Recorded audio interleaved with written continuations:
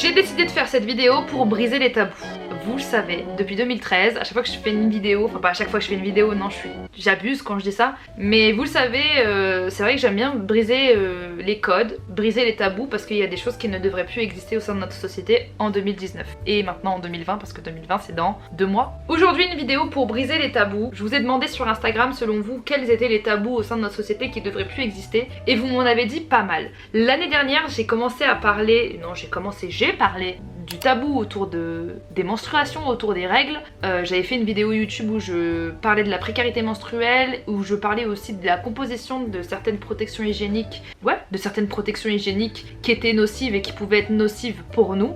Et cette vidéo a eu pas mal d'engouement et vous m'avez parlé d'énormément de sujets. Suite à ça, j'ai fait un post Instagram qui est juste là, qui a eu beaucoup d'écho au sein de notre société. Il a été partagé dans le monde entier et je suis hyper fière d'avoir avec vous brisé ce tabou autour des règles qui ne devraient pas exister et qui existent beaucoup moins que l'année dernière, et je suis hyper contente, mais qui existent quand même toujours aujourd'hui. Premièrement, j'aimerais parler des règles parce que c'est super important, mais après je vais aborder d'autres sujets qui vont tourner autour des règles, du sexe, du plaisir féminin, des poils et de plein d'autres choses. Donc voilà, j'espère que cette vidéo vous fera énormément de bien. J'espère que cette vidéo permettra à la société d'ouvrir un peu plus les yeux, parce que c'est super important pour nous, pour se sentir mieux et pour se sentir un peu plus compris, on va dire.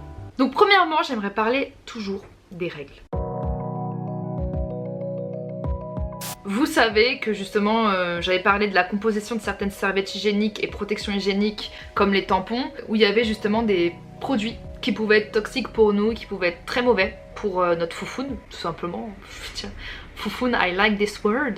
Et du coup, il y a une campagne qui s'est lancée avec Naturalia qui s'appelle Bio de haut en bas. Et en fait ils partent du principe que si vous mangez bio, bah pourquoi ne pas consommer bio pour votre hygiène intime, et pourquoi ne pas consommer bio pour vos protections aussi hygiéniques. Chose que je trouve vraiment super importante, et c'est un discours que je porte du coup depuis plusieurs années maintenant. Je suis hyper contente de travailler avec Naturalia sur cette campagne pour vous en parler un peu plus et pour vous aider tout simplement à faire le meilleur choix par rapport à vos protections hygiéniques. Donc du coup, il y a plusieurs produits en fait chez Naturalia qui vont vous permettre tout simplement, lorsque vous avez vos règles, d'avoir des produits au top du top pour votre foufoune. Voilà, là vous connaissez ce que vous mettez, parce que des fois il y a des serviettes hygiéniques, il n'y a même pas écrit la totalité de la composition. Vous savez comment vous êtes protégé hygiéniquement. Lorsque vous utilisez du coton, le coton dans certaines serviettes hygiéniques, il est traité en fait. Et il est traité avec des pesticides qui sont toxiques et qui peuvent contaminer le coton, donc qui peuvent aussi contaminer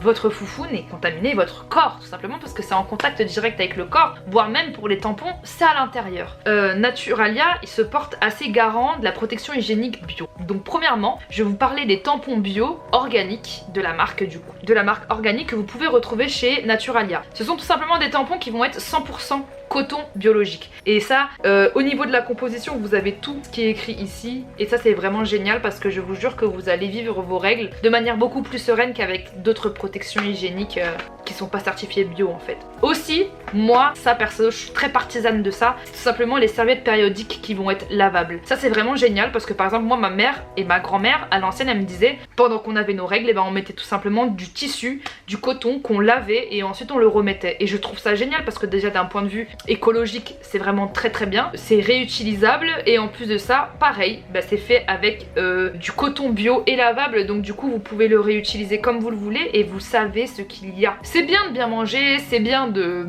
faire du sport et tout, etc. Mais c'est aussi bien de faire vachement attention à son hygiène intime et à ses protections tout simplement hygiéniques quoi. Donc voilà, vous pouvez retrouver du coup ces deux choses là dans les magasins Naturalia. C'est très pratique parce qu'il y a aussi des cups chez Naturalia. Moi je sais que je porte pas de cup, je sais pas pourquoi, j'ai du mal d'ailleurs. N'hésitez pas à me donner des conseils parce que je voulais vraiment tester, mais j'ai peur de lancer le cap. Donc du coup j'utilise des serviettes périodiques et des culottes menstruelles. Et donc du coup voilà, je trouve que c'est vraiment une belle initiative qu'ont pris Naturalia, et le fait qu'ils aient pris parti pris dans ce discours là, je trouve ça vraiment génial. Bio de haut en bas, c'est très très cool. Et sachez Sachez une chose aussi, c'est que Naturalia il s'associe avec Règles élémentaires qui est une des premières associations qui lutte contre la précarité menstruelle, et dans certains Naturalia et Naturalia Origins vous pouvez faire des dons pour du coup lutter contre la précarité menstruelle et aider des milliers de personnes qui souffrent de ça, que ce soit des sans domicile fixe, que ce soit des femmes qui n'ont pas forcément les moyens de s'acheter des protections hygiéniques, parce que ça aussi c'est vraiment très chiant, c'est pas remboursé et c'est encore très cher je trouve. Ensuite, vous m'avez énormément dit que, en gros, on parlait pas assez des syndromes prémenstruels et des syndromes ou tout simplement menstruels. Alors il faut savoir une chose, nous quand on a nos règles, c'est hyper compliqué en fait, parce qu'on a des syndromes prémenstruels, c'est-à-dire avant les règles, une semaine avant les règles, ça dépend des personnes. Des fois il y a des personnes c'est plus longtemps, des fois il y a des personnes c'est sur sur quelques jours avant, il y a des personnes ils ont pas forcément de syndrome prémenstruel, mais en tout cas, je vais vous citer mon exemple qui est ma personne, je vous raconte moi comment je le vis. Mes syndromes prémenstruels, c'est que tout simplement je vais avoir très mal au bas du dos, je vais être très fatiguée, je vais avoir les seins qui vont gonfler, être lourds, je peux même pas les toucher parce que ça me fait mal, je vais avoir des coliques. Voilà, faut dire la vérité, à un moment donné faut arrêter de se voiler la face, j'en ai marre. Nous les femmes qu'on ait cette image de on fait pas caca, on pète pas, on doit être tout le temps jolie, on doit être tout le temps mignonne, on doit tout le temps plaire à tout le monde, etc. Non, ça aussi c'est un truc qui me saoule, on est qui on veut. Et une femme elle a le droit d'être comme elle a envie d'être, voilà. Et donc du coup moi pendant mes règles et avant mes règles, donc une semaine avant mes règles, bah du coup c'est pas que j'ai de la diarrhée, mais mon transit il est beaucoup plus il y va quoi. On est parti mon kiki, il y a tout qui va sortir, allez donne tout. Non mais c'est vrai, mais c'est vrai, c'est vrai.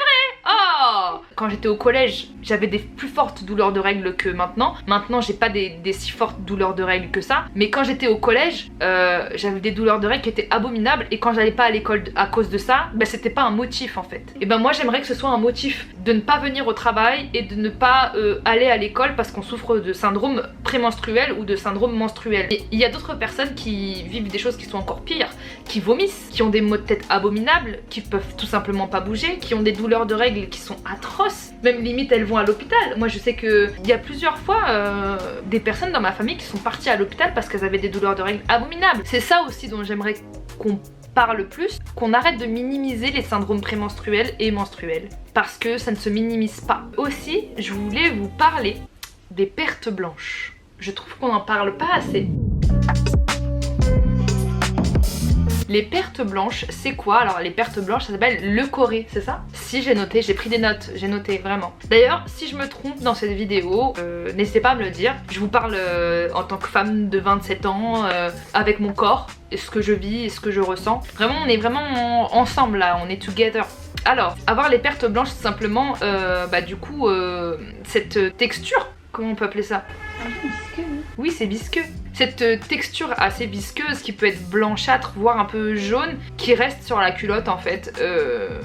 Tout simplement, oui, les pertes blanches, ça existe, il faut en parler parce que c'est hyper important, de connaître son corps et de savoir ce qu'il y a à l'intérieur et ce qui en sort. Moi je sais que quand j'ai eu des pertes blanches, la première fois que j'ai eu des pertes blanches, ça m'est arrivé à la puberté.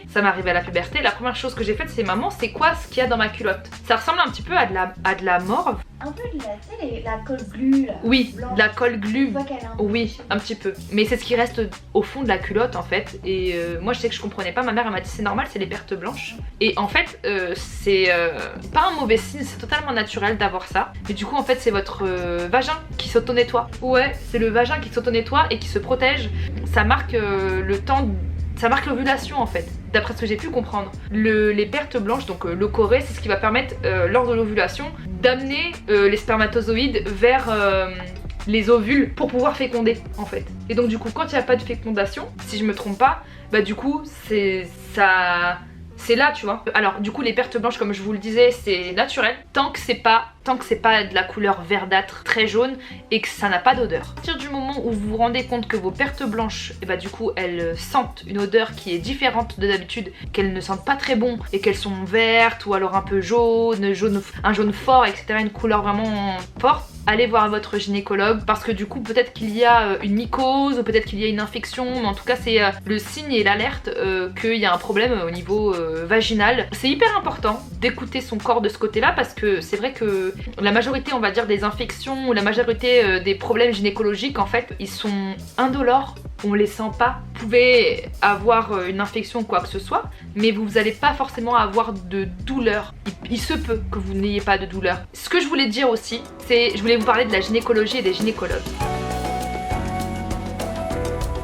Alors, je vais vous faire une vidéo, je pense, sur la violence gynécologique parce que pour moi, j'ai eu une très mauvaise expérience de ce côté-là. J'étais traumatisée et j'ai vraiment envie d'en parler et je trouve qu'il y a vraiment beaucoup de femmes qui subissent des violences gynécologiques et qui n'en parlent vraiment pas assez et c'est hyper important parce que c'est hyper traumatisant en fait. Je voulais parler aussi de la gynécologie, pourquoi? Parce que il y a beaucoup de femmes qui ont peur d'aller voir un gynécologue, enfin il y a beaucoup de femmes, oui, qui ont peur d'aller voir un gynécologue parce que elles osent pas, parce qu'elles ont peur de ce qu'il peut y avoir, de ce qu'elles peuvent découvrir, etc. et tout. C'est hyper important d'aller voir un gynécologue, c'est hyper important de faire des frottis. C'est hyper important aussi d'être à l'aise avec son gynécologue et c'est hyper aussi important de parler. Par exemple, moi j'ai un gynécologue, ça fait des années que je vais le voir. C'est même lui qui a accouché ma mère en fait. En tout cas c'est lui qui a accouché ma mère et ça fait des années que je le vois et je vous souhaite à tous de rencontrer un gynécologue exceptionnel parce que c'est très compliqué pour certaines personnes de devoir écarter les jambes. C'est un travail qui est très dur, hein, d'écarter les jambes, de laisser quelqu'un pénétrer dans notre intimité. Moi je trouve vraiment qu'on est courageuse hein, de faire ça. Il y a vraiment pas beaucoup de personnes qui seraient prêtes à se mettre à nu. Si vous sentez que vous vous sentez pas à l'aise avec le spécialiste et si vous vous sentez pas écoutez, et si vous sentez qu'on prend à la légère ce que vous ressentez alors que selon vous c'est plus grave, on va dire, franchement allez voir un autre spécialiste. C'est des choses qu'il faut prendre en charge, c'est des choses... Déjà c'est très difficile comme j'ai dit de se déculotter devant quelqu'un. Si alors en face de vous, vous avez quelqu'un qui vous prend pas en sérieux, qui vous écoute pas, qui vous fait mal, qui n'écoute pas votre douleur, et ben c'est que ce n'est pas le bon spécialiste pour vous. Parce que moi je sais que j'ai déjà été voir des gynécologues qui m'ont dit mais ça c'est rien ou alors non vous n'avez rien et que moi je me sentais très bizarre et que quand je suis allée voir un autre gynécologue il m'a dit mais en fait vous avez un problème là, il y a ci, il y a ça et que je me disais mais je suis pas folle en fait, ce que je ressentais c'était vraiment vrai. J'étais traumatisée en fait des frottis, je voulais plus en faire parce que bah, ça m'avait traumatisé l'expérience que j'avais eue mais il faut absolument que je fasse une vidéo dessus. Et en gros quand j'étais voir mon gynécologue, j'ai fait s'il vous plaît, est-ce que vous pouvez faire doucement? Est-ce que vous pouvez prendre votre temps parce que je suis traumatisée en fait des frottis. Et je vous jure que, en gros, je lui ai dit ça, j'avais les larmes aux yeux parce que ça a été trop traumatisant pour moi. Même d'en parler, ça me prend d'émotion. Bah, ça fait 2 vidéos là que j'ai les larmes aux yeux, c'est pas bien du tout. Non mais, et donc du coup, quand mon gynécologue il m'a dit ne vous inquiétez pas, je vais prendre mon temps, je vais y aller doucement. Est-ce que là vous vous sentez bien? Est-ce que là vous vous sentez bien? Je vous jure ça m'a délivrée et je me suis dit oh, enfin un bon gynécologue en fait. Mais donc du coup voilà, de toute façon n'hésitez pas à me dire en commentaire si vous avez vécu des choses un peu similaires. N'hésitez pas aussi à me dire en commentaire si vous voulez que je fasse une vidéo sur la violence gynécologique. Je veux absolument la faire parce que j'ai conscience qu'il y a beaucoup de violence gynécologique tant au niveau des mots des spécialistes qu'au niveau de leur pratique. Je voulais parler d'autre chose aussi. Comme d'habitude, je voulais aussi parler de sexualité et de plaisir féminin. C'est hyper important parce que le plaisir féminin et le plaisir solitaire existent. Je sais que des fois c'est assez gênant d'en parler. Il faut pas forcément être gêné. Je comprends que plusieurs personnes peuvent être pudiques, mais il fallait absolument que je vous en parle. Pourquoi? Parce que la masturbation, c'est normal. Voilà, je trouve que c'est la meilleure manière d'apprendre à connaître son corps. Ne vous sentez pas coupable de tout simplement vous masturber, c'est quelque chose qui est tout à fait normal et beaucoup de femmes le font, beaucoup de personnes le font, beaucoup de femmes le font et je trouve ça pas normal qu'on n'en parle pas assez. J'ai l'impression qu'il y a une honte autour de ça alors qu'il ne devrait pas y avoir de honte à le faire. Il y a des femmes qui n'ont pas envie de se masturber, c'est qu'elles n'en ressentent pas le besoin. Et il faut aussi savoir respecter ça, respecter tout simplement le choix de chacun. Ne pas imposer un type de sexualité aux personnes. Là je suis là, je vous parle de masturbation, mais si vous en tant que personne vous ne ressentez pas le besoin de vous masturber, ben je vais pas vous y inciter à le faire. On n'a pas à culpabiliser d'avoir du plaisir seul, même en couple. Même en couple, on peut avoir aussi du plaisir seul parce que quelle est la meilleure manière d'apprendre à s'aimer que de s'aimer soi-même et que d'apprendre à se connaître. Je trouve qu'il y a tout un chemin à faire autour du plaisir solitaire et autour aussi du dialogue qu'il y a autour de ça. Mais donc voilà, c'était le discours que j'avais envie de faire autour du plaisir féminin. Encore une fois, j'ai pas approfondi le sujet. Donc en fait cette vidéo là c'est que un sommaire et vous choisissez le prochain sujet de vidéo que vous voulez que j'aborde. Donc c'est la chose à dire que j'avais à dire sur le plaisir féminin. N'hésitez pas à me dire en commentaire si vous voulez que je fasse une vidéo dessus qui est beaucoup plus approfondie. Je ferai des recherches sur ça. J'essaierai de parler aux personnes autour de moi pour avoir des échos différents, etc. et tout. Et je vous ferai une vidéo qui sera génialissime. Aussi, je voulais vous parler encore une fois des poils. Comme je vous l'ai dit au début de la vidéo, j'en ai marre qu'on ait cette étiquette de personnes qui font pas caca, qui ont pas de poils, obligées de porter des jupes, de se maquiller, de machin. Non, absolument pas. Vous êtes ce que vous avez envie d'être. Soyez léger avec ça, soyez vous-même parce que c'est la meilleure chose en fait. Il faut respecter les choix de tout le monde. Faut pas être radical dans tout et moi je pense que c'est le discours que je pourrais avoir le plus. Soyez tolérants. Donc s'il y a des femmes qui se sentent bien sans poils, qui n'ont pas envie de vivre avec des poils, et ben laissez-les. Elles ont le droit. C'est leur droit aussi. Comme c'est le droit d'une femme de ne plus s'épiler parce qu'elle en a envie. C'est le droit qu'elle a envie de faire. Moi, tant que les personnes font ce qu'elles ont envie de faire, elles ont pas à être jugées de le faire.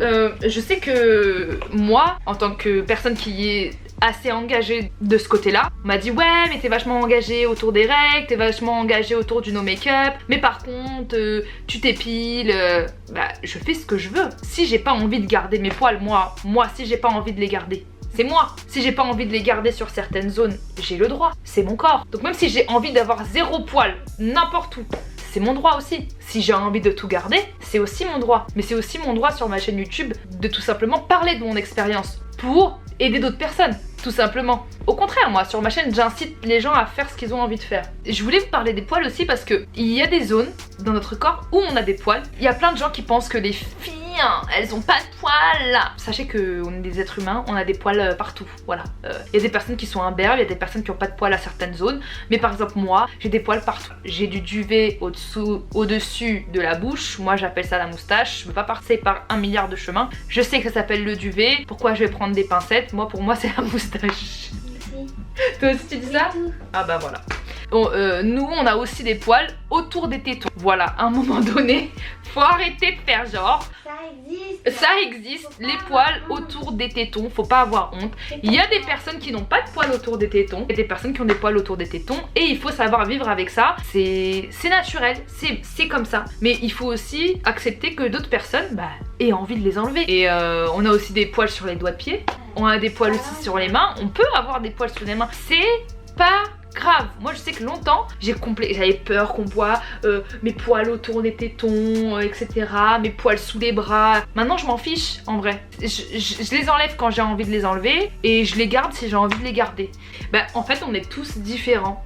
Et il faut accepter la différence de chacun je pense. Et il faut accepter les choix différents.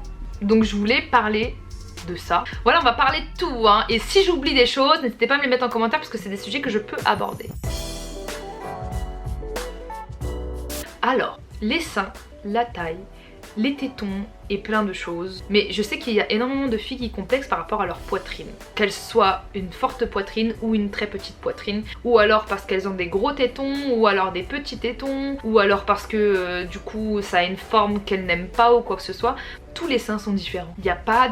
Les seins parfaits, c'est une illusion, non? Même à la télé, tu vois, elles sont toutes différentes. Ouais. C'est jamais les mêmes. C'est ça. Si vos tétons sont différents de ceux de votre voisine ou de votre voisin par exemple, elle aussi ou lui aussi ses tétons vont être différents, etc. Là ici, là ce que j'ai ici, ça ressemble pas à ce que Stéphie elle a. Stéphie ce qu'elle a, ça ressemble pas à ce que une autre fille elle a. Tant au niveau de la taille, qu'au niveau de la forme, qu'au niveau aussi de la pesanteur, parce que vous m'avez énormément parlé des seins qui peuvent justement tomber, etc. Chacun a une forme de sein qui est différente. La seule chose moi que je pourrais recommander, c'est d'essayer de se dire que toutes les femmes que vous voyez là dans la rue, toutes les personnes que vous voyez dans la rue, ils ont des seins différents, ils ont des seins, il n'y a pas de modèle, juste accepter la forme qu'ils ont et se dire c'est les miens. personne n'a les mêmes seins et après c'est la société qui est chiante parce que à longueur de temps, que ce soit sur Instagram, que ce soit à la télé ou que ce soit dans les magazines, t'as tout le temps la forme géniale de tétés qui sont refaits, etc. et tout. Moi ce que je vous conseille vraiment c'est d'essayer d'apprivoiser votre poitrine. Déjà physiquement, de vous regarder dans le miroir et de vous dire j'ai des seins qui sont uniques et ils m'appartiennent à moi. C'est comme la chanson de Pierre Perret sur le zizi là. Bah le zizi, il y a des grands, il y a des petits, il y a des moyens, il y en a qui ont une grosse... comment dire, il y en a qui... Il y en a qui ont une grosse kékette. Ouais, il y en a qui en ont des grosses, il y en a qui en ont des petites, il y en a qui en ont des longues, des larges, des courbées, des machins et plein. Alors eux, ils ont le droit d'avoir toutes les formes possibles du monde, mais nous ici on n'a pas le droit on doit avoir la forme que vous voyez à la télé, on doit avoir la forme que vous voyez partout.